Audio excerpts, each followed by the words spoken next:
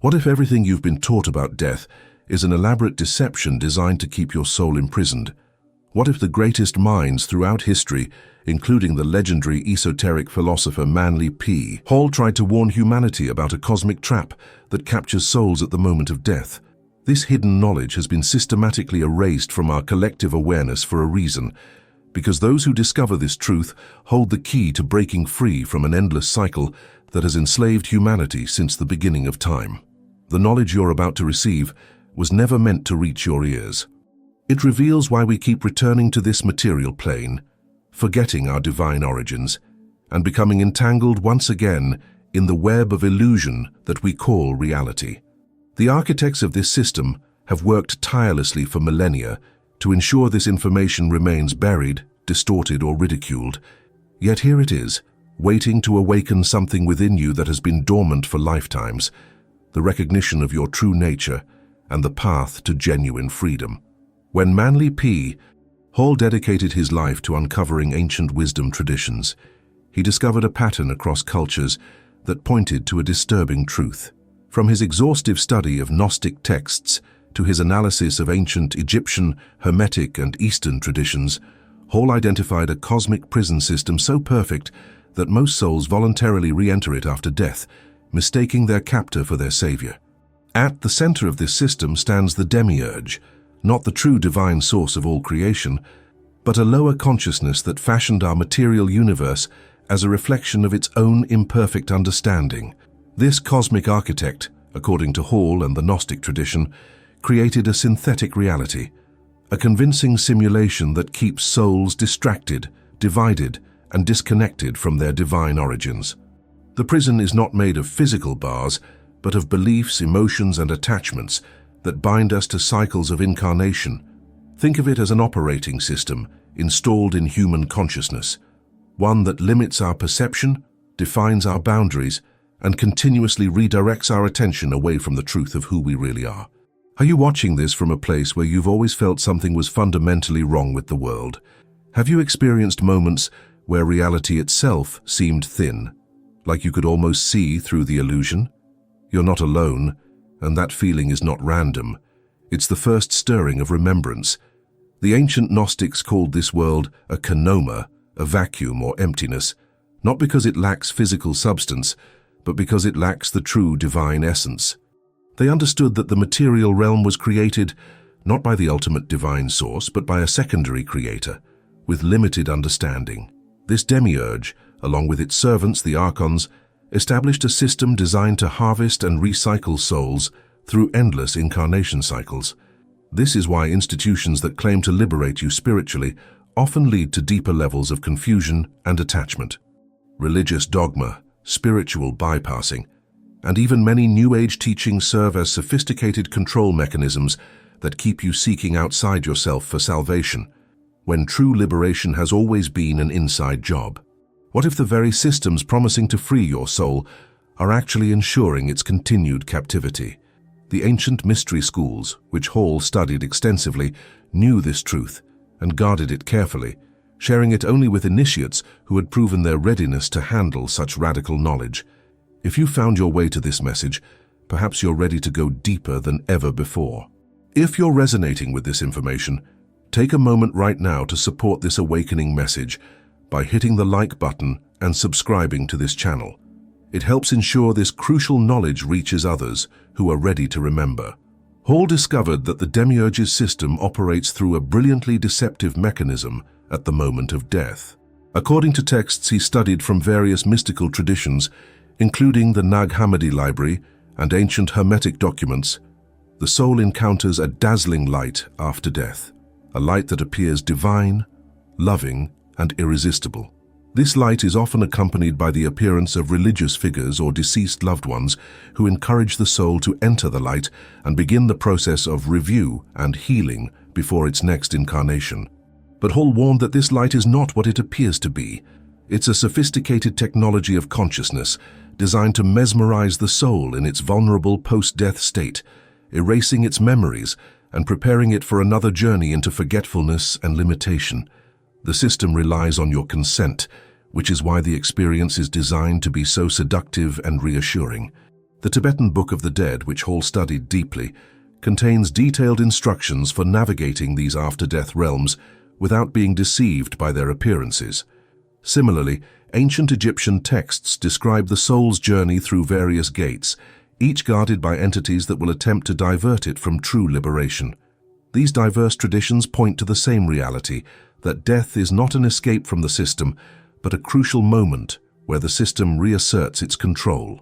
The historical record reveals that whenever this knowledge began to spread widely, it was aggressively suppressed.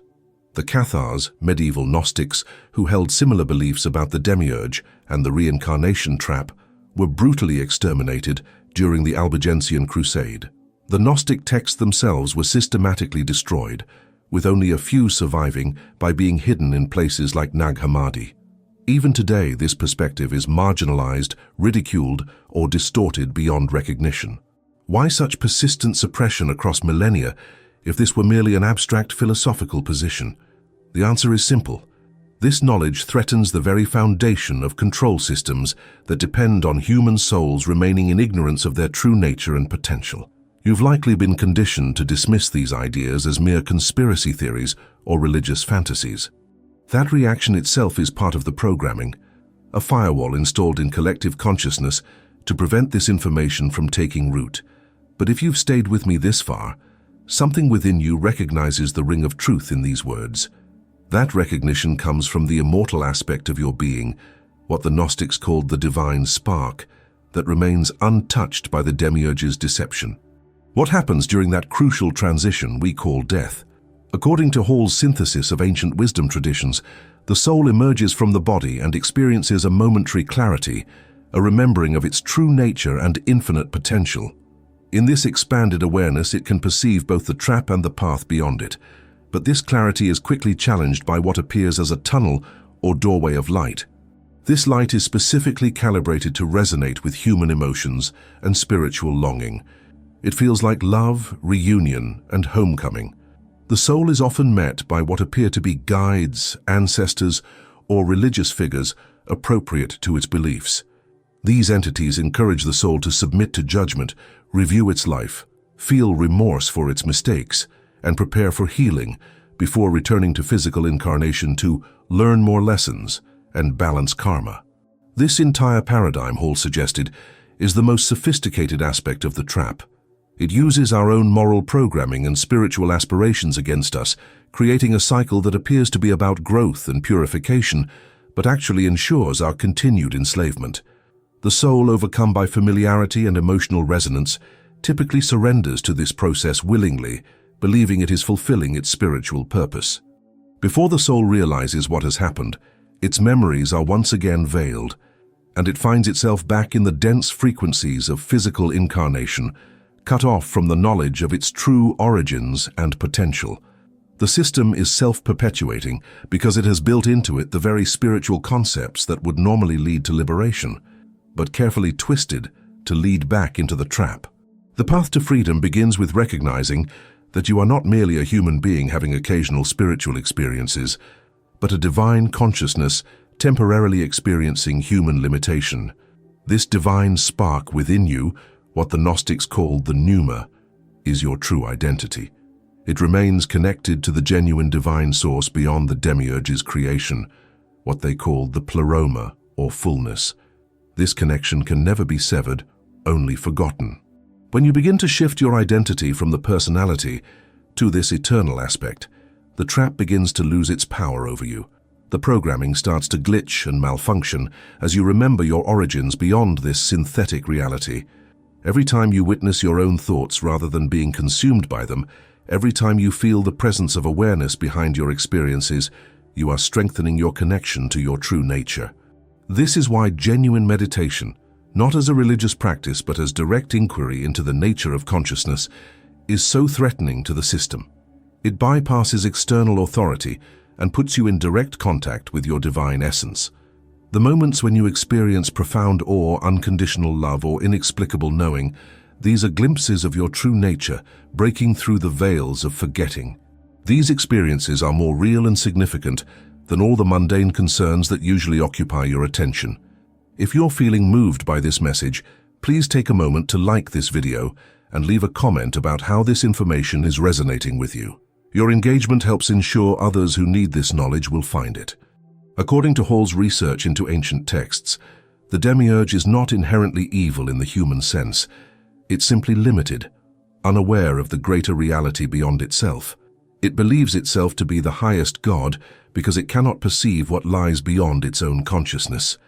The archons, the demiurge's servants that the Gnostics described, function like cosmic bureaucrats maintaining the reincarnation system. They are the guardians of the gates between death and rebirth, the administrators of karma, and the engineers of the light that captures souls. What we perceive as evil in the world, the suffering, division and destruction, stems not from malevolence, but from the inherent distortion that occurs when consciousness is disconnected from its source. This disconnection is not accidental, but a design feature of the system. The material world is structured to keep consciousness fragmented, focused on survival, competition, and transient pleasures. The more deeply identified you are with your body, personality, cultural identity, and material concerns, the more firmly you are anchored in the demiurge's realm. Every strong attachment, every fear, every unresolved emotional pattern becomes a hook that can be used to draw your soul back into incarnation after death. This is not to say that human experience is without meaning or beauty. The divine spark within you can illuminate even the demiurge's creation with moments of transcendent love and creativity. But these glimpses of the beyond are not the rule in this reality. They are the exceptions that remind you of what lies beyond the system. The program runs on manufactured polarity, good and evil, light and dark, pleasure and pain, all designed to keep consciousness in a state of reaction and attachment rather than true freedom. But within you burns an inextinguishable flame, what the Gnostics called the divine spark. This aspect of your being was never created by the demiurge and therefore can never be fully controlled by its system. This spark is your direct connection to the true divine source beyond all created realities. It is the reason you feel a nameless longing that no worldly achievement or relationship can fully satisfy. It is why you sense there must be more to existence than what meets the eye. This divine essence within you is the same consciousness that illuminates the entire cosmos. It doesn't need to evolve, heal, or learn. It is already complete. What needs to transform is your identification with the temporary aspects of your being that have been programmed by the system. When you glimpse breathtaking beauty in nature, when you experience profound connection with another being, when you encounter truth that resonates in the depths of your soul, these are moments when your divine spark is recognizing itself in the world around you. These experiences are not random emotional states, but glimpses of your true nature breaking through the amnesia imposed by incarnation. They remind you that even within the demiurge's creation, echoes of the true divine reality can be found. Your appreciation of beauty, your capacity for unconditional love, your hunger for truth. These are not evolutionary adaptations for survival, but expressions of your eternal nature that transcends the physical realm. The system cannot touch or corrupt this innermost essence, which is why there has always been hope for liberation. The actual escape from the reincarnation trap, according to Hall's interpretation of ancient wisdom teachings, happens through gnosis, not intellectual knowledge, but direct, experiential recognition of your true nature. This recognition must become so deeply rooted that it remains intact through the death experience. When you know yourself as the eternal observer, rather than the temporary human personality, the light that mesmerizes most souls holds no power over you. The entities that appear to guide you back into incarnation cannot deceive you because you recognize them as projections within the system rather than representatives of true divine authority. The Gnostics taught that at the moment of death, the liberated soul does not move toward the constructed light, but passes through it, recognizing it as an illusion. Beyond this light lies what they called the pleroma, the fullness of genuine divine reality. The path to this liberation is not about accumulating more spiritual experiences within the system, but about seeing through the entire game. It's about recognizing that your essence was never actually trapped. Only your attention and identification were captured. True freedom doesn't come through external saviors, ascended masters, or elaborate spiritual hierarchies, all of which are typically constructs within the demiurge's system. Freedom comes through the direct recognition of who you have always been beneath the layers of programming. This recognition is not dependent on belief systems, rituals, or spiritual authorities. It arises from within as you peel away the conditioning that has kept you identified with temporary aspects of your being. Remember that true liberation is not about escaping from the physical world, but about seeing it clearly for what it is while remaining anchored in your eternal nature. As you integrate this knowledge, you may notice the world around you beginning to shift, not because external reality changes, but because your perception of it transforms. The matrix of control becomes visible once you know how to recognize its patterns. You start to see how fear is systematically generated to keep consciousness in a low vibrational state. You recognize how artificial polarities are created to divide humanity against itself. You perceive how spiritual teachings are distorted to lead seekers in circles rather than toward true liberation. This seeing does not lead to despair, but to an extraordinary freedom. The freedom to be in this world, but not entirely of it. As your identification shifts from the programmed personality to the eternal witness, the hooks that would normally draw you back into incarnation begin to dissolve. Your relationships become more authentic as you interact with the divine spark in others rather than just their personalities. Your creative expression becomes a channel for energies beyond the matrix as you draw inspiration from beyond the demiurge's realm. Even your relationship with time transforms as you sense the eternal now behind the apparent progression of moments. If you're finding value in this exploration of Manly P, Hall's warning about the reincarnation trap, please support this message by liking, commenting, and sharing it with others who might be ready for this perspective. Together, we create ripples in collective consciousness that cannot be contained by the system. In the final analysis, the choice has always been yours, even if you weren't aware of the options. The system requires your consent, which is why it works so diligently to ensure you remain unaware of your power to choose differently. At the moment of death, when you encounter the mesmerizing light and the familiar figures encouraging you to enter it, you have the sovereign right to decline, not through resistance or fear, but through the clear recognition of your true nature that transcends the entire construct. The Tibetans describe this as maintaining awareness through the bardos or transitional states after death. The Egyptian traditions called it remembering your true name when confronted by the guardians of the gates. The Gnostics spoke of it as recognizing the counterfeit light and turning toward the genuine light of the pleroma that lies beyond. This is not a teaching of escapism, but of true responsibility. The responsibility to reclaim the full spectrum of your divine nature, rather than accepting the limited version offered by the system.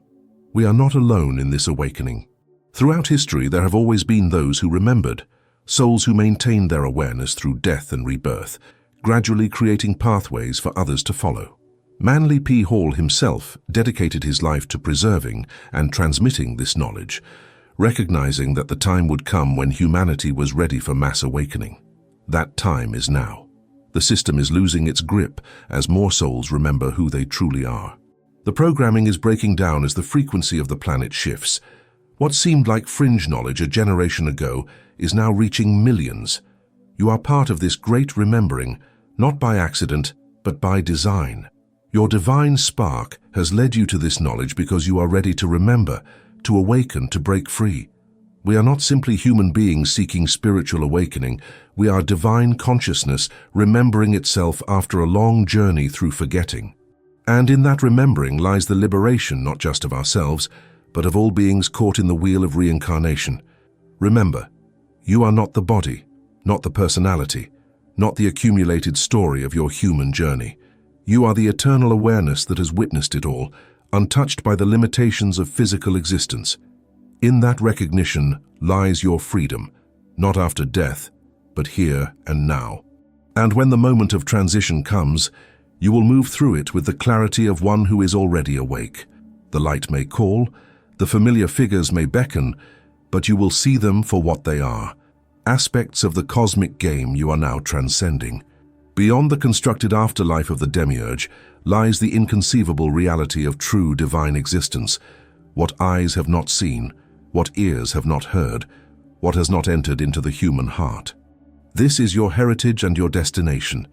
not as a soul climbing a spiritual hierarchy, but as consciousness returning to its original nature while retaining the unique perspective gained through its journey. We are the ones we have been waiting for, divine sparks remembering our fire, illuminating the illusion from within until it can no longer bind those who see. The greatest prison ever devised is the one whose bars are invisible, whose walls are made of belief, and whose locks are fashioned from manufactured consent. But no system of control, no matter how ancient or sophisticated, can contain awakened consciousness that remembers its source. The journey home has already begun, and though we appear separate in our human forms, in the greater reality we are facets of the same boundless awareness, the one light that the darkness can never extinguish.